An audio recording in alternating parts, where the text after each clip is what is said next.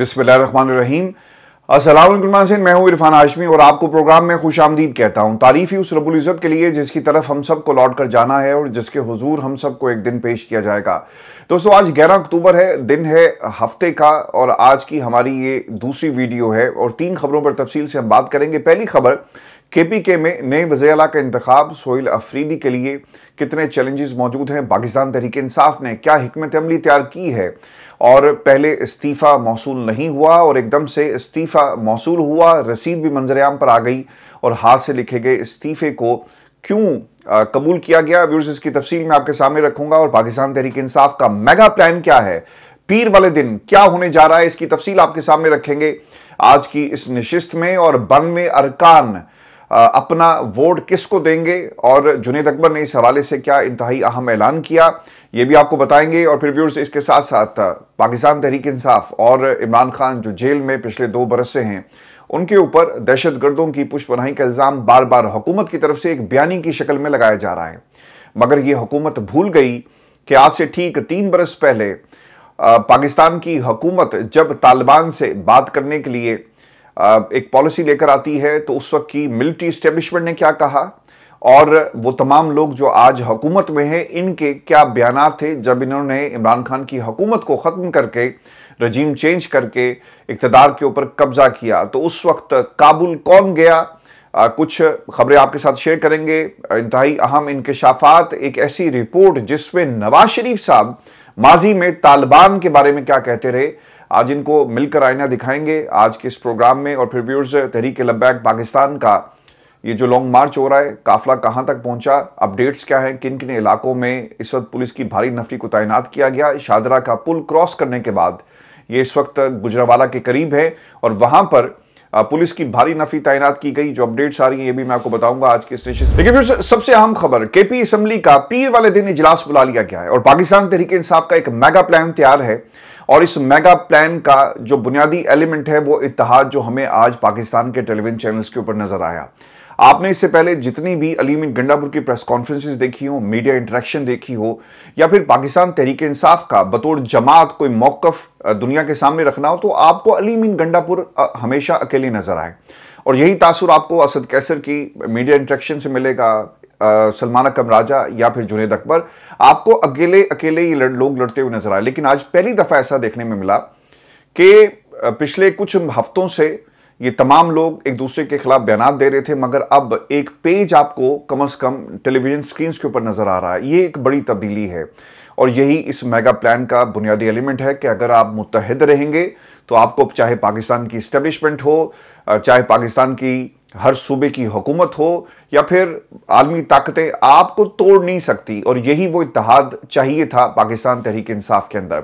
आज का दिन बहुत ही अहमियत का हामिल है क्योंकि तहरीक इंसाफ ने जहां पर अपना एक मेगा प्लान तैयार किया, वहीं पर फैसल करीम कुंडी साहब जो हैं वो छुट्टी पर चले गए हैं जी, और उन्होंने अपने दफ्तर को ताले लगा दिए। और अब से कुछ ही देर पहले उनका एक बयान जारी हुआ जिसमें वो कहते हैं कि जनाब, मुझे जो अली अमीन गंडापुर है उनका इस्तीफ़ा मौसूल हो गया, पीर वाले दिन हमारा दफ्तर खुलेगा तो फिर हम इस बात का फैसला करेंगे। इससे पहले जो पाकिस्तान तहरीक इंसाफ ने एक टाइप शुदा जो इस्तीफ़ा था अली अमीन गंडापुर की तरफ से, उसे गवर्नर हाउस के सेक्रेटेरिएट को अर्साल किया, लेकिन मानने को कोई तैयार नहीं था कि हमें इस्तीफ़ा जो है वो दिया गया।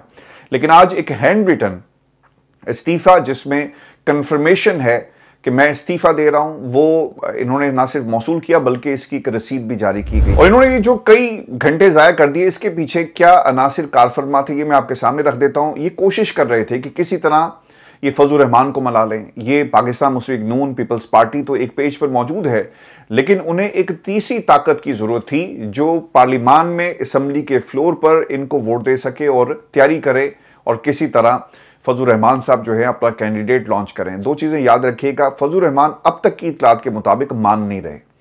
उसकी एक बड़ी वजह यह है कि फजल रहमान साहब ये कहते हैं कि जनाब ये ऑपरेशन नहीं होगा, और अगर आप ऑपरेशन का मैंडेट लेकर हमारी सपोर्ट चाहते हैं, हमारी हुकूमत होगी, हमारा वज़ीर आला होगा, रोज़ आप कहेंगे कि जनाब हम फलां इलाके में ऑपरेशन कर रहे हैं तो आप हमारा साथ दें, आपको हमारी सपोर्ट करनी पड़ेगी, तो आपने हमसे ये तवक्को नहीं करनी।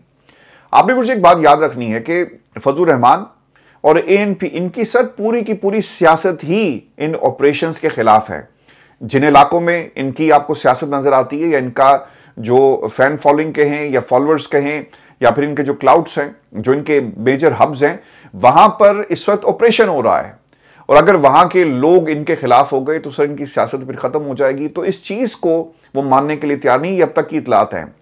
आने वाले कल में पीर वाले दिन क्या हालात बनते हैं ये अलग मामला होगा, लेकिन फजलुर रहमान साहब ने कैटेगोरिकली सर इनको इनकार कर दिया। अब दूसरी तरफ एएनपी वो पहले कह चुके हैं, जिस बंदे ने आर्मी चीफ के बारे में कहा कि ये कोई दुकान तो नहीं है कि जहां पर आप एक ब्रीफ केस उठाकर ब्रांड को आप मुतारिफ करवा रहे हैं, ये हमारे मुल्क का फील्ड मार्शल था। फिर वो माफी तलाफी और फिर मामला रफा दफा कर दिया गया। तो इन्होंने अपने इलाकों में एक सपोर्ट है जिसके खिलाफ ये नहीं जा सकते, और अगर गए तो यकीनन जो हाल एएनपी का आज है इससे बदतर हो जाएगा।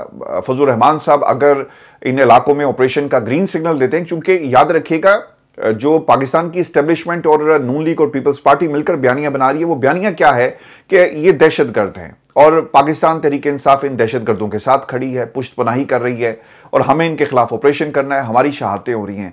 तो इस बयानी के अंदर फजलुर रहमान साहब अपने आप को मिसफिट समझते हैं, और उसकी वजह क्या है? उनकी सियासत। जब ये बात इमरान खान साहब करते हैं, वो पब्लिकली करते हैं, वो खुलकर करते हैं, वो किसी से डरते नहीं। वो कहते हैं कि जिन इलाकों में तुम ऑपरेशन कर रहे हो वहां की आवाम को अपने साथ में लाओ। मैंने आज पूरी एक टाइमलाइन आप लोगों के लिए तैयार की है, मैं आगे चलकर इस ऑपरेशन के हवाले से भी आपको बताऊंगा। लेकिन एज फार एज ये जो आपका वज़ीर आला का इंतखाब है, आज 2 इंतहाई अहम प्रेस कॉन्फ्रेंसेज हुई हैं और जुनैद अकबर साहब आज बहुत ही ज़रा जज्बाती नजर आए।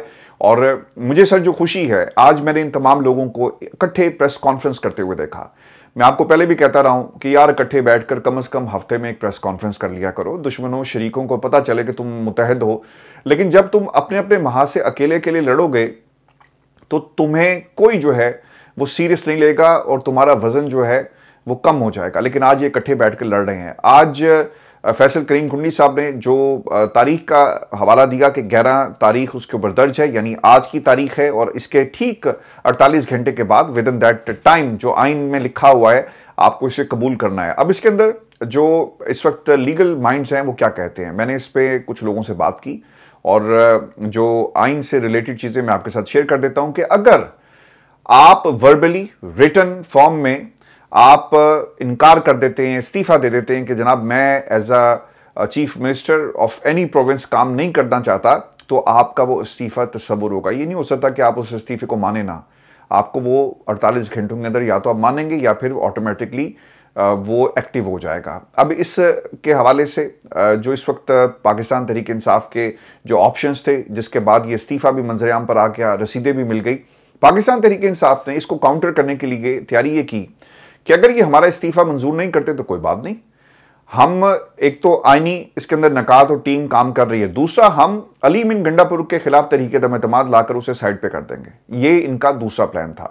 तो तहरीक दम-ए-एतमाद और फिर मौलाना साहब का नाम मानना, इसलिए अब एकदम से ये जो इस्तीफा है ना सिर्फ वो मंजर-ए-आम पर आ गया बल्कि दूसरी तरफ से सर इनकी तैयारी नहीं है। अब सिर्फ जोर लगाकर, बदमाशी करके, पाकिस्तान के आइन को सबोताश करके, मुअत्तल करके, इमरजेंसी लगाकर, गवर्नर राज लगाकर ही आप ये रास्ता रोक सकते हैं, या फिर सुहेल अफरीदी साहब को किसी केस के अंदर गिरफ्तार करवा दिया जाए, या फिर ये भी मुमकिन है कि जब इनका इंतखाब हो जाए तो उनको फौरी तौर पर आप उनकी कुर्सी पर उनके किसी केस में सजा दिलवाएं, आनन फानन रात दिन अदालतें काम करें और फिर एक नतीजा जो निकलेगा, प्रोडक्ट जो तैयार होगी, वो इनको नाहल करने के लिए कोई कानून या फिर केस जो वो तैयार कर लिया जाएगा। दूसरी तरफ पाकिस्तान तहरीक इंसाफ के ऑप्शंस क्या हैं? अली मीन गंडापुर का इस्तीफा मंजूर ना होने की सूरत में जो मुतबादिल प्लान तैयार किया गया और दूसरा रास्ता जो इख्तियार किया जाएगा, लीगल टीम के मुताबिक गवर्नर इस्तीफा मंजूर ना भी करे तो अली मीन का इस्तीफा मंजूर तस्वुर हो सकता है। जब अली मीन गंडापुर ने लिखकर और जुबान से बोलकर कह दिया तो ये काफ़ी है। दर्जनों वीडियोस मौजूद हैं जी, जिसमें उन्होंने अपने इस्तीफा, अपनी रुखसती, अपने इलाके में जिस तरह से उनका इस्तकबाल किया गया, वज़ीर आला हाउस को छोड़ा, तो आप उसे डिनाई नहीं कर सकते। तो ये जो रास्ता था, कल को कोई अदालत चला जाता है और लोग कहते हैं कि शेर अब्दुल मरवत ने कहा कि मुझे ही लग रहा है कि केस अदालतों में जाएगा, क्योंकि खुद वो वकील हैं, तो उन्होंने मशवरा दिया होगा कि भाईजान इसको आप ले जाएं अदालत में और अली मीन गंडापुर को मना लें कि जनाब मुझे एक ऐसे शख्स के कहने पर इस्तीफा देने पर मजबूर किया गया जो जेल में बैठा है, उसका कोई आईनी इस्तेहकाक नहीं, सजा याफ्ता बंदे को आप किस तरह से उसके हुक्म के ऊपर एक जो आईनी जो ओहदा है और एक आईनी तरीक़ाकार के तहत जिसे एज अ वज़ीर आला आपने मुंतखब किया, एक असम्बली ने उसे मजबूर किया जाए। अब मैं आपको ना एक बात यहाँ पे ज़रूर मेंशन करता चलूँ कि माजी के अंदर ये तरीका तो अपना रहे थे, और इन लोगों से मेरी बात भी हुई जिनके जहन में ये ख्याल था कि शायद हम अदालतों में जा सकते हैं।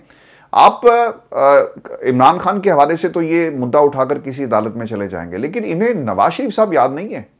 नवाज शरीफ साहब की सज़ा, नवाज शरीफ साहब को सज़ा उनकी रोक कर, यानी उसमें पोज लगा दिया जाता है और फिर कहा जाता है कि ठीक है आप जाके पहले इलाज करवा के आएँ, फिर जब ठीक हो जाएंगे पाकिस्तान वापस आइएगा, फिर आपकी सज़ा दोबारा से हम शुरू करेंगे। तो पूरी काबीना यहां से उठकर लंदन आती रही, जहां पर मैं मौजूद हूं। यहां से तकरीबन कोई 10 मिनट की वॉक के ऊपर वो जगह है जहां पर नवाज शरीफ साहब अपने बेटे के घर में या फिर ख़ानदान, आई डोंट नो ये मलकियत किसकी है अब इस वक्त, उन्होंने 5 साल सर गुजारे, फिर यहाँ पे मीटिंग्स करते रहे, सेक्रेटेरिएट इन्होंने बना लिया। तो उस वक्त किसी को याद नहीं था कि यार जिससे हम मशवरा करने आते हैं ये सजा याफ्ता है, ये मुजरिम है, और हमें बताया गया कि देखें जी वो हमारे ताहयात कायद हैं और उनसे पूछना बहुत जरूरी है। पाकिस्तान की पूरी काबीना जहाज़ों पर बैठकर टिकट खर्च करके, वो भी पता नहीं किसके पैसे पर, पाकिस्तान की आवाम के टैक्स पर पैसे को जो इन्होंने इस्तेमाल किया, लंदन आए, यहाँ पर मशवरे जो है वो होते रहे।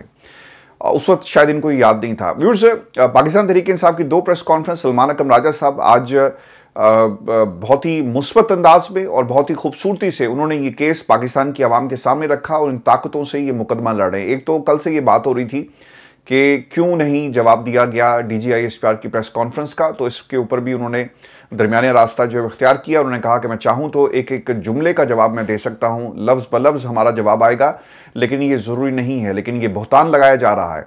हमारी तमाम तवज्जो इस वक्त सोहेल आफरीदी को वज़ीर आला बनाने पर लगी हुई है। ये इमरान खान का हुक्म है और पाकिस्तान तहरीक-ए-इंसाफ इसको ज़रूर जो है यकीनी बनाएगी। सलमान अकरम राजा ये कहते हैं कि तहरीक-ए-इंसाफ के अंदर से तब्दीली की वजह से सुबह खैबर पख्तूनख्वा में तब्दीली आ रही है। हम समझते हैं कि इस तब्दीली को रोकने की कोशिश होगी। बहुत सारे इल्ज़ामात हमारे ऊपर लगाए गए, हम पर सहूलतकारी का इल्ज़ाम लगाया गया, धमकी दी गई, आपको रियासत के गैज़ो गज़ब का सामना करना पड़ेगा। चीन के इस खित्ते में मुआशी अहदाफ हैं, चीन के साथ मिलकर अफगानिस्तान के साथ मामला हल क्यों नहीं किया जाता, इन सवालात का जवाब देने आपको होंगे। होश के नाखुन लो, आवाम को इस नहज पर लेकर मत जाओ, आप आइन तोड़ते हो, आवाम की आवाज़ सुनो। इमरान खान ने जो हुकूमत की तब्दीली का फैसला किया, इसका मकसद रियासत से टकराव हरगिज़ नहीं बल्कि गवर्नेंस को बेहतर करना है।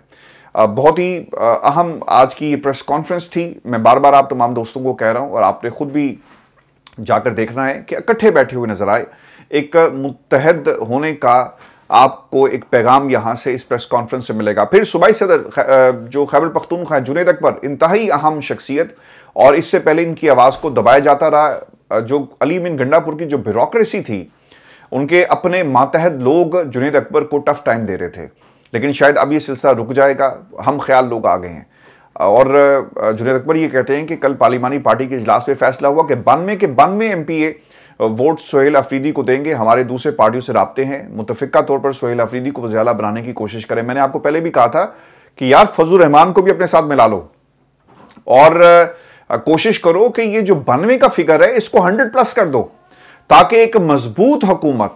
देखिए बरतानिया की डेमोक्रेसी के अंदर यहां पे 4 से 5 वज़ीर आज़म जो है वो तब्दील हुए, और ट्रीसा ने पहली दफा जब इस्तीफा दे के इलेक्शन कॉल किए तो उसने कहा कि मेरे पास सपोर्ट नहीं है अपनी काबीना की, अपनी आवाम की, एक ऐसी पार्लियामेंट जो मुझे सपोर्ट नहीं कर रही, तो मैं इलेक्शन का ऐलान करते हूं और हम एक बेहतरीन सपोर्ट के साथ दोबारा इंतखाब लड़ेंगे, हुकूमत में आएंगे, और फिर अगर आवाम की सपोर्ट होगी तो हमारी पॉलिसीज को वो मॉनिटर कर रहे हैं, लेट द पीपल डिसाइड। तो जब आपके पास एक तगड़ी सपोर्ट मौजूद होती है पार्लियामान के अंदर, और आप 92 की बात कर रहे हैं यहां पे सर, 92 का टारगेट नहीं है आपका जो टारगेट 100+ का होना चाहिए, ताकि एक मजबूत पार्लियामेंट सोहेल आफरीदी को असेंबली मिले और फिर वो काम कर सके as a chief minister of KPK। सूबाई सदर खैबर पख्तूनख्वा वो ये कहते हैं कि 92 के 92 MPA वोट सोहेल आफरीदी साहब को देंगे। मैंने कल रात एक जुमला लिखा था कि इजलास बुलाया गया। सर रात इन्होंने हाजिरी पूरी की है और एक इजलास बुलाया गया वहां पे लोगों से। अब यकीनी बात है कि जी हल पे लिया जाएगा, लेकिन ये याद रखिएगा कि जो गद्दार है ना सर, तारीख अब उसे माफ नहीं करेगी। ये सिर्फ पाकिस्तान तहरीक-ए-इंसाफ का सर मामला नहीं है, ये फैसला KPK की आवाम ने करना है, ये सिर्फ 92 लोगों का मामला नहीं है। याद रखिएगा ये आने वाले कल का जो एक मंजरनामा हमारे सामने पेश किया जा रहा है, इस मंजरनामे में आप कहां स्टैंड करते हैं? या तो आपको the fifth wheel of the coach बना दिया जाए, आपकी अपनी मर्जी ना हो, माइंस एंड मिनरल्स के बिल हो, उसके ऊपर आपका सूबा फैसला नहीं कर सकता, 18वीं तरमीम के बाद आइन जिसकी आपको इजाजत देता है कोई और फैसला करेगा।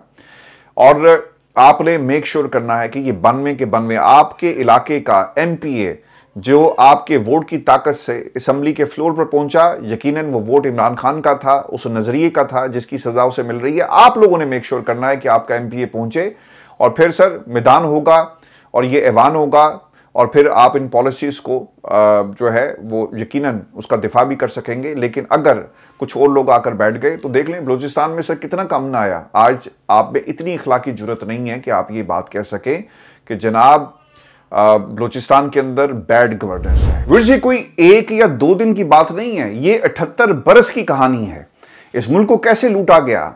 आज पंजाब के अंदर जितने भी स्कैंडल्स आए, कोई इसके ऊपर बात नहीं करता, कोई लिखने को तैयार नहीं, कोई बोलने को तैयार नहीं, कोई ट्वीट करने को तैयार नहीं। वजह क्या है कि पाकिस्तान में इस वक्त इनका सुर उनके साथ मिला हुआ है, और जो गाना गा रहे हैं ये हमें जबरदस्ती सुनाया जा रहा है। सलमान करमाया साहब वही कहते हैं जी कि अलीम इन गंडापुर के इस्तीफे की गवर्नर से मंजूरी की जरूरत नहीं है और ना ही गजट नोटिफिकेशन की जरूरत है। आईन पाकिस्तान के आर्टिकल 130 की शिक 8 में वाज़ेह तौर पर लिखा है कि वज़ीर आला का इस्तीफा हाथ से होना चाहिए, और इसमें मंजूरी की कोई शर्त नहीं लिखी हुई। उन्होंने कहा था कि जो टाइप शुदा आप लेकर आए ना, ये असल में वो कंप्लायंस नहीं है उसकी मर्जी से, और उसके ऊपर कोई प्रेशर नहीं है। कोई भी शख्स जो है एक इस्तीफा लेकर दे दे, जमा करवा दे और कहे कि जनाब ये वज़ीर आला साहब की तरफ से इस्तीफा है, तो उस तनाजुर में हाथ से लिखा हुआ इस्तीफा जो है उसे उन्होंने दिखाया भी, और उसके बाद जो उसकी रिसीविंग थी वो भी दे दी गई है।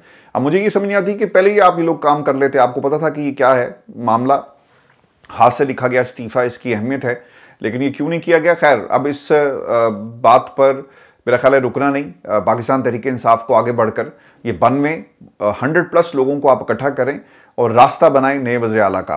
दूसरी चीज़, सुहेल अफरीदी सोमवार को भारी अक्सर से नए वज़ीर आला मुंतखब होंगे, ये कहना है सलमान कमराजा का। गवर्नर की जिम्मेदारी है कि वो हल्फ लेकर ले, अगर वो वज़ीर आला का हल्फ नहीं लेता तो chief justice Peshawar high court की वो जिम्मेदारी जो है वो निभाएंगे। इससे पहले भी मुतादिद एग्जाम्पल्स मौजूद हैं दोनों तरफ से, जहाँ पर इन्होंने हल्फ नहीं लिया तो फिर बाकी लोगों को जो है वो ज़हमत दी गई और उन्होंने हल्फ ले लिया। अब एक चीज़ इसमें बड़ी इंपॉर्टेंट थी कि ये जो सुहेल अफरीदी साहब है ना, इनका पाकिस्तान में केपी के सूबे का वज़ीर आला बनना क्यों ज़रूरी है। याद रखिएगा कि ये सिर्फ सुहेल अफरीदी का मामला नहीं है, ये जंग उन लोगों के खिलाफ है जो ऑपरेशन को ढाल बनाकर इस वक्त पाकिस्तान तहरीक इंसाफ को टारगेट करें, नंबर 1।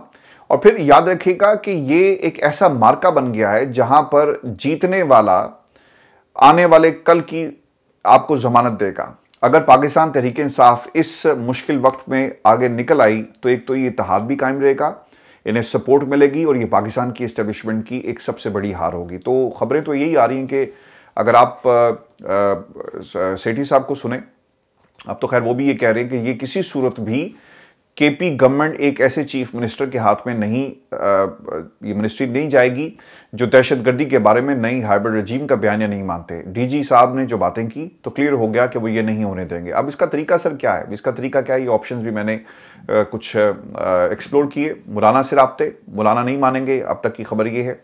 एएनपी से राब्ते, जो तोड़ की कोशिश होगी। अगर नंबर्स ना मिले तो क्या होगा, क्या गवर्नर राज लगाया जाएगा, और फिर क्या ब्यूरोक्रेसी काम नहीं करेगी। आईनी अदालत में सुहेल अफरीदी के खिलाफ दरखास्त की सजा याफ्ता शख्स कैसे सूबे के फैसले कर सकता है, फिर नया आईनी बहरान। और फिर दूसरी तरफ जी ये भी बताया जाता है कि पाकिस्तान तहरीक इंसाफ ने एहतजाज की सर कॉल दे दी है, और उन्होंने अभी अपने अपने इलाकों में एहतजाज या कहें कि इजहार यकजहती या फिर what ever you call it, लेकिन जल्द से जुलूस जो है वो ज़रूर होंगे। दूसरी चीज़, एक बात ये भी याद रखिएगा कि अगर हम किसी ऐसे मसले की तरफ बढ़ रहे हैं जो आपको जहाँ पर आईनी बहरान पैदा हो सकता है, तो सर याद रखिएगा ये आईनी बहरान नहीं होगा बल्कि ये कन्फ्रंटेशन है। और अगर लोग सड़कों पर आकर आपके खिलाफ एहतजाज शुरू कर देंगे तो फिर आप जितनी मर्जी एफसी लगा लें, जितने मर्जी लोगों को आप लगा लें, एक तरफ ऑपरेशन, एक तरफ आप इन लोगों से लड़ेंगे, तो sir it's not a good news for Pakistan establishment and the government. आज जो उन्होंने लफ्ज इस्तेमाल किया ना कि तलाल चौधरी साहब ने, वो कहते हैं जी कि वज़ीर आला का हुक्म मानना बाइंडिंग नहीं है, वहाँ जितनी ब्यूरोक्रेसी है वो रियासत की एम्प्लॉई है। वो ये कह रहे हैं कि बगावत कर दो, और पुलिस जो इन्होंने अपना मर्जी का वहाँ पे जो आईजी साहब बैठे हुए हैं उनके जरिए ऑब्वियसली चीज़ों को कंट्रोल किया जाएगा। That is another issue. देखना ये होगा कि चीफ सेक्रेटरी एंड आईजी साहब जो हैं वो क्या अहकाम जो जारी करते हैं और क्या वो गवर्नर की मानेंगे या फिर वो अपना जो उनके पास आईनी मैंडेट है उसको फॉलो किया जाएगा। और वैसे ये जो बार बार हमें सुनने को मिल रहा है ना कि इमरान खान दहशतगर्दों का सबसे बड़ा सपोर्टर है, मैं आपको ना इसकी हकीकत आपके सामने रखता हूं और हम इन्हीं के बयानात से इसे साबित करेंगे कि कौन सच्चा है और कौन झूठा है। राना सनाउल्लाह साहब ने एक ट्वीट किया 7 जुलाई 2022 को। वो क्या लिखते हैं कि पार्लिमानी कमेटी बराए कौमी सलामती ने मुतफिका तौर पर तहरीक तालिबान पाकिस्तान से मुज़ाकरा जारी रखने पर इतफाक किया। इजलास में शरीक तमाम सियासतदानों ने कलअदम तंजीम के साथ बातचीत पर आमादगी जाहिर की। तमाम कार्रवाइयां पार्लियामेंट की निगरानी में अंजाम देंगी। हमें ये कहते हैं कि इमरान खान ने ये काम शुरू किया। ये राना सनाउल्लाह का 13 अक्टूबर 2022 का बयान है। दूसरी तरफ ये खबरें कुछ आपके साथ पहले भी सोशल मीडिया पे शेयर हो रही हैं और कुछ चीज़ें मैंने इकट्ठी की, ये मैं आपके सामने रख देता हूँ। नवाज शरीफ साहब ने माजी में क्या कहा, बहुत ही अहम बयान उनका।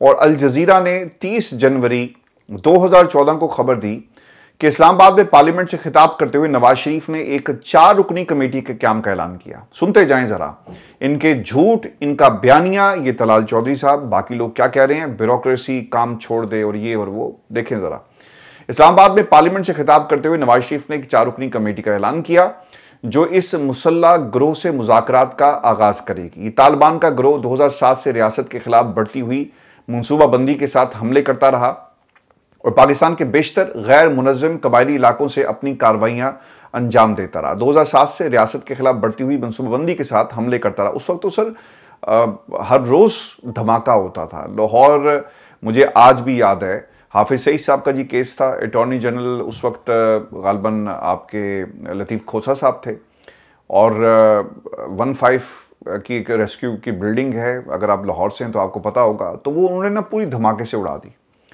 और उसकी धमक इतनी ज़्यादा थी। अगर आप लाहौर के वेयर अबाउट्स को समझते हैं तो आपको अंदाज़ा होगा कि जहाँ पर पंजाब असम्बली वाली जो सड़क है वहाँ से एक रास्ता आता है जी लाहौर हाई कोर्ट को, और जो फैन रोड है बिल्कुल कोने पे वो अदालत थी।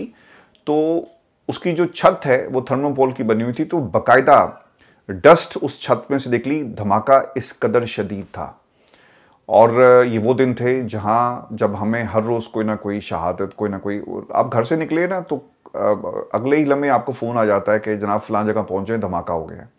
तो ये एक रूटीन बात। तो उस वक्त नवाज शरीफ साहब क्या कह रहे हैं, वो उन्होंने एक 4 रुकनी कमेटी और बात उन्होंने कही कि इनके साथ जो है मामला आगे बढ़ाए जाएं। फिर व्यूअर्स एक और राना साहब के अलावा एक और ट्वीट 13 अक्टूबर, अच्छा एक 7 जुलाई 2022 और फिर एक 13 अक्टूबर 2022। सारे तालिबान एक पेज पर नहीं, कुछ ऐसे तालिबान हैं जिनके साथ मुज़ाकरात होने चाहिए और उन्हें वापस आने का मौका भी मिलना चाहिए। क्या कमेटी बराए कौमी सलामती की गुफ्तगू पब्लिक होगी? भाईजान ये चीज़ें इतनी सादा नहीं है कि आप माजी में कुछ और कहें और आज आप इससे मुकर जाएं और कहेंगे सब कुछ इमरान खान करवा रहा है। और मुझे हैरानगी इस बात के ऊपर हुई कि यार कम से कम आप इंटरनेशनल मीडिया के सामने तो सच बोलें। जब आप ऑपरेशन के हवाले से किसी को ब्रीफ कर रहे हैं तो वहाँ पर ये हकाइक किस तरह से छुपा लिए जाते हैं। आज आप कहते हैं गुड गवर्नेंस पंजाब में है, सिंध के अंदर है। फिर एक और मरीम औरंगजेब का बतौर वफाकी वज़ीर इत्तलात और नशियात जो एक बयान जारी हुआ मौरखा 3 जून 2022। अक्टूबर 2021 में इन टॉक्स का आगाज़ हुआ। हुकूमती सतह पर ये टॉक्स हो रही हैं। अफगानिस्तान की हुकूमत इसको फैसिलिटेट कर रही है। इसमें हुकूमत की सिविलियन और मिलिट्री नुमाइंदगी है। आज एक प्रेस रिलीज़ आई जिसमें उन्होंने सीज़ फायर किया, जिसका हम गवर्नमेंट लेवल पर खैर मकदम करते हैं। इन पूरी टॉक्स का दायरा कार आईनी है। जब भी टॉक्स कंक्लूड होंगी तो हुकूमत की मंजूरी से होंगी और दोनों इतराफ से कंसेंसस से बात की जाएगी। लेकिन आज मरीम नवाज़ कहाँ पे है, मरीम औरंगजेब सॉरी। पाकिस्तान में दहशतगर्दी की वापसी का जिम्मेदार इमरान खान है। दहशतगर्दी के खात्मे का आगाज़ दहशतगर्दों के सुल्तानों से होना चाहिए। ये सर एक कंपैरिजन है। लोग माजी में क्या कहते रहे और आज वो किस तरह से आपको झूठ बोलते हुए नजर आ रहे हैं। फिर सलमान अकरम राजा ने यह भी बताया, एक और चीज़ इसमें मैं ऐड करता जाऊं कि जनरल तारिक का इंटरव्यू आप सुन लें, राना सनाउल्लाह का ट्वीट पढ़ लें, नेशनल सिक्योरिटी कमेटी की ब्रीफिंग देख लें और बताएं कि तहरीक इंसाफ ने कहाँ एक भी तालिबान को लाकर बैठाया। अब ये जो तालिबान को लाकर बिठाना, ये ख्वाजा आसिफ साहब के अपने अल्फाज थे कि इसका पूरा प्लान जनरल बाजवा ने दिया, ये उनकी ख्वाहिश थी, लेकिन इसके ऊपर अमल नहीं हो सका। फिर तैमूर सलीम झगड़ा साहब, राना साहब का 7 जुलाई 2022 का ट्वीट कल की प्रेस कॉन्फ्रेंस की खिलाफ वर्जी था। राना साहब अपनी ट्वीट की वजाहत करें, ये उनकी कि असल में उनकी पॉलिसी क्या है। अच्छा, मैं ना आपको ये ट्वीट्स वो कर रहे हैं, मैं आपको ना एक कदम आगे लेकर जाऊंगा और एक बयान ख्वाजा आसिफ साहब का, और वो ये कहते हैं कि इमरान खान ने नया वज़ीर आला नामजद करके ब्लैक बिलिंग की कोशिश की और उन्हें इसका जवाब दिया जाएगा। देख लेते हैं जी कि जवाब ये देते हैं या दूसरी तरफ से आता है। जो भी हो, पाकिस्तान के हक में बेहतर होना चाहिए और पाकिस्तान सबसे पहले, यही नारा हर बंदे का होना चाहिए। ख्वाजा आसिफ साहब की बाजी की ट्वीट ये बहुत ही इंपॉर्टेंट है और आज इसके ऊपर इंटरनेशनल नेशनल मीडिया के ऊपर बात भी हो रही है। और नेशनल मीडिया पे उन्होंने क्या कहा, ताकतें तुम्हारी और खुदा हमारा। इस ट्वीट को आज जस्टिफाई नहीं कर सकता ख्वाजा आसिफ, क्योंकि आज ताकतें हमारी हैं और फिर खुदा, मतलब आप वक्त की ज़रूरत के मुताबिक एक ट्वीट करते हैं, बयान देते हैं और निकल जाते हैं, लेकिन आपको ये नहीं पता कि आने वाले कल में हमें इसकी क्या कीमत अदा करना पड़ेगी। सर, कीमत इसकी क्या है? ये है कि आप इमरान खान के ऊपर इल्ज़ाम लगाएं, आप अपने गुनाहों को एक्सेप्ट करें। जैसा आप कहते रहे ना कि मरीम कहती कि मैं इस गुनाह में शामिल नहीं थी, तो आज एक्सटेंशन जड़ी है देती जा रही है। द पॉइंट इज कि नजरिए ज़रूरत के तहत पाकिस्तान में सियासतदान काम करते हैं सर, और कौन सही है कौन गलत है सर, हिस्ट्री में इस तमाम चीज़ें लिखी जा रही हैं। आप अगर चाहेंगे भी तो आप अपना मुंह नहीं छुपा सकते हिस्ट्री की इस चार्जशीट से। अभी साहब को ये खबर दें कि तहरीक लब्बैक पाकिस्तान का एहतजाज मुरीद के जी के आसपास बताया जाता है जब मैं ये प्रोग्राम रिकॉर्ड कर रहा हूँ, और टीएलपी का एहतजाजी मार्च पंजाब के शहर लाहौर से निकलने के बाद मुरीद के पहुंच चुका है, जहां स्टेज से ये ऐलान किया गया है कि आज रात गुजरांवाला के करीब चंदा किला, एक जगह जी बाईपास से पहले के इलाके में क्याम किया जाएगा, और काला शाह काकू के करीब पंजाब पुलिस और तहरीक लब्बैक पाकिस्तान के दरमियान झड़पें भी हुई हैं। जीटी रोड पर मौजूद एक फैक्ट्री से पुलिस ने तहरीक लब्बैक के कारकुनान पर शदीद शेलिंग की है, और इसके साथ साथ साद रिजवी के घर पर छापे मारे गए। घर पर जो छापा मारा गया, बताया जाता है कि साद रिजवी की अहलिया, कमसन बेटी और बापर्दा खवातीन को गिरफ्तार कर लिया गया, घर से सामान भी जब्त कर लिया गया है। वो वीडियो आप देख रहे होंगे, आई डोंट नो वो हमारा एडिटर उसे लगाता है या नहीं, लेकिन वो वीडियोस हैं, मैं आपको एक्सप्लेन कर देता हूँ। उन वीडियोस के अंदर क्या है जी, गैर मुल्की करेंसी, नजराने, कैश बहुत सारा इन्होंने अपने कब्जे में लिया, घड़ियाँ। यार वो आप जिस कुर्सी पर बैठे हैं लोग नजराने तो देते ही हैं, जिस तरह तारिल कादरी साहब को मिलते हैं, मौलाना तारिक जमील साहब को मिलते हैं, बाकी लोगों को मिलते हैं, तो इनको नजराने दिए होंगे इनके प्यार करने वालों ने, तो उन्होंने कहा जी क्या देखो पैसे, और वो पीछे से एक बंदे की आवाज़ आ रही है, वो वीडियो बना रहा है, वो पैसे निकाली जा रहा है। तो सर ये हमारे मुल्क के अंदर इस वक्त सब कुछ हो रहा है। तहरीक लब्बैक पाकिस्तान की बहुत सारी वीडियोस इस वक्त, एक तो आप देख रहे हैं कि जम्मे गफ़ीर इट्स मार्चिंग टूवर्ड्स इस्लामाबाद, लेकिन कुछ ऐसी वीडियोस भी सामने आई जिसमें ये बसों को तोड़ रहे हैं। यार ऐसा मत करो। प्रॉब्लम सर मॉब की ये होती है कि उसमें कौन आपका है कौन आपका नहीं है। वो नारा लगाते जा रहे थे तहरीक लब्बैक का, और वो क्या कर रहे थे, वो बसों को तोड़ रहे हैं। तो इसका क्या फ़ायदा है? आपकी जिनसे लड़ाई है, जो मकसद है, आप उसके ऊपर अपना मार्च जारी रखो अगर आप समझते हो कि आप ठीक हो। वैसे मुझे हैरानगी इस बात की है, मैं इसके खिलाफ नहीं हूँ कि एहतजाज नहीं होना चाहिए, एहतजाज होना चाहिए, आप मार्च करें, हर बंदे को हक है। अगर फजल रहमान को हक है ना इस मुल्क के अंदर एहतजाज करने का, मरियम को हक है, बिलावल को हक है, और सबको अगर हक है तो फिर तहरीक लब्बैक वालों को भी हक है, क्योंकि आइन इस बात की इजाज़त देता है। या तो आप इनको बैन कर दें तो फिर ठीक है, लेकिन ये गज़ा का मामला, जब ये बच्चे शहीद हो रहे थे उस वक्त आप क्यों नहीं निकले? अब तो सर वहाँ पे सीज़ फायर हो गई है, इजहार जगजहती, कुछ करो, कोई ऐसा काम जो आपको पहले करना चाहिए था, लेकिन अब क्यों हो रहा है? इसके ऊपर ज़रूर आप तमाम दोस्तों ने कमेंट करना है। और रिव्यूअर्स से मैं आपको ये भी खबर दे दूँ कि वस्ती पंजाब में जी खंदकें खोदी गई हैं। वस्ती पंजाब के मुख्तलिफ अजला में एक हिकमत अमली के तहत इंतजामिया ने TLP के एहतजाजी मार्च को रोकने के लिए जगह जगह सड़कों पर खंदकें खोदी हैं।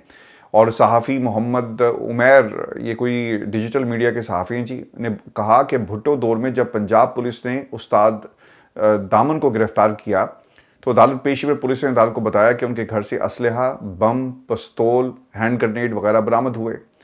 अदालत ने उस्ताद दामन से पूछा कि ये आपके घर से क्या मिला, तो उस्ताद दामन ने कहा कि मौजूद जैसावान, मेरे घर का दरवाज़ा छोटा था, वरना ये यहाँ से टैंक भी बरामद कर सकते थे। तो सर आप कुछ भी कर सकते हैं, और ये पाकिस्तान में जो आइन और कानून है आपने उसको नहीं छोड़ा, आपने यहाँ के बच्चों को नहीं छोड़ा, तो सर एनीथिंग कैन हैपन।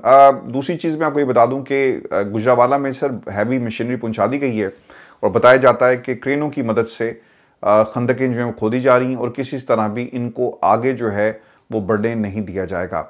फिर ये हमारी आज की वीडियो थी। मैं कोशिश करूंगा कि अगली वीडियो में मज़ीद आपके पास जो है हम अपडेट्स आपके साथ हम शेयर करें, और तब तक हमें इजाज़त दीजिए। अल्लाह ने के बाद।